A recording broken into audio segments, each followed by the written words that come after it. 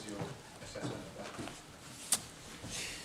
that? But a really different feeling to the feeling that we all had after last Sunday, when we felt proud and we felt that we really did what it takes to win in certain moments, and today is completely opposite. Today we have to apologize to our people, especially for the performance that we had in the second half. Do you accept now that type of race is over? What I have to accept first is what happened in the second half, digest it, individually look at what we have to do very differently for the next match, and after that, till mathematically is over, the second position is secure. That's not going to change, but we have to digest, and that's going to take a few days. What was your assessment of the first goal? Those suggestions that Kivior might have been fouled. Did you think VAR should have looked at that? I don't know. We're not going to change that. The first half was a very competitive first half. We expected that. A lot of interruptions, and there were 30 fouls in the game. There had no flow. We have some big moments, especially when we regained the ball really high off the pitch. There are 6 situations that we should have done much better. And when they propose a game like that, you have to be and capitalize very quickly on those moments, and we didn't. And the second half, the moment we lost certain runners, we started to lose a lot of duels in our last line. Conceded two very, very poor goals. We had no answers to that. That's the reality. After the second goal, the team had no answers to do that, and I am responsible for that. Mikel, do you think that the way City won at Everton left the crowd feeling a bit flat, maybe the players feeling a bit flat as well? I don't know, but this cannot be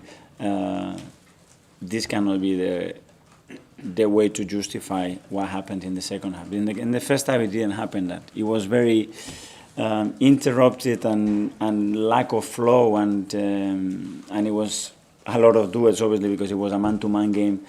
But in the second half, we lost certain things. We lost focus. We lost pairs, and became a really dangerous game to play. Mikel, you've only won 2 of the last 7 games now.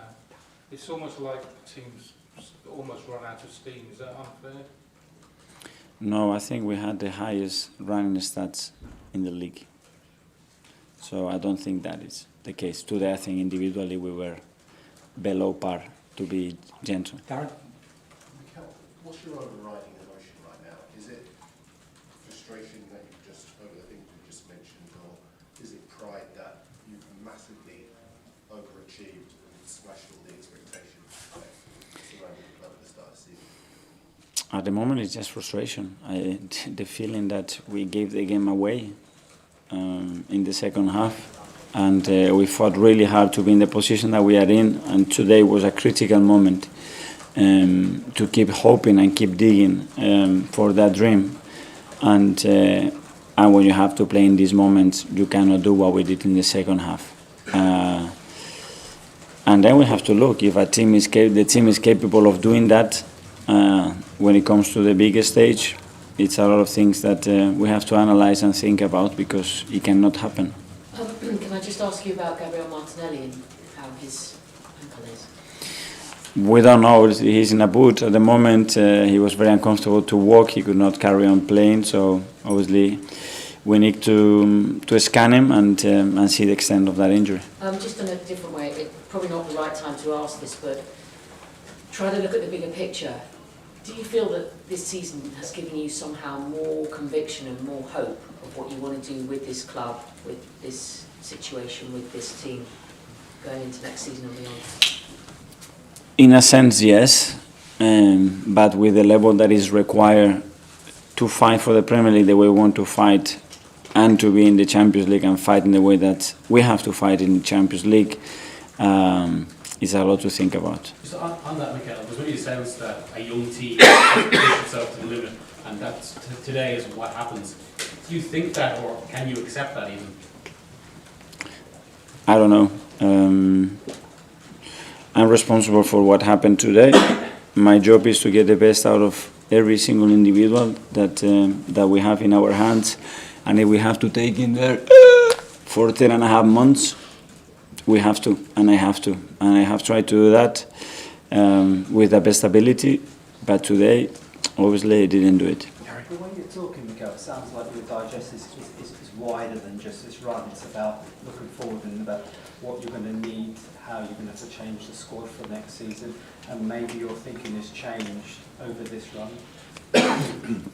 My thinking it's exactly the same. Obviously, what the team has done over the last 10 months is very different to what anybody expected. And that generates a little bit, a lot of expectations as well. And it generates enthusiasm and happiness and joy and looking that we have to do that.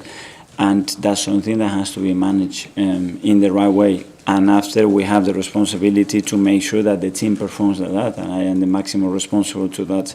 So I hate the feeling of letting people down when they are really expecting something and doing that, and that's the biggest regret that I have today, and we have to apologize for that. Last one, Nick. Mikel, you've conceded 25 goals at home now, and I think a lot of them have come in the last couple of months. Obviously, the away record was much better defensively, but what can you put that down to?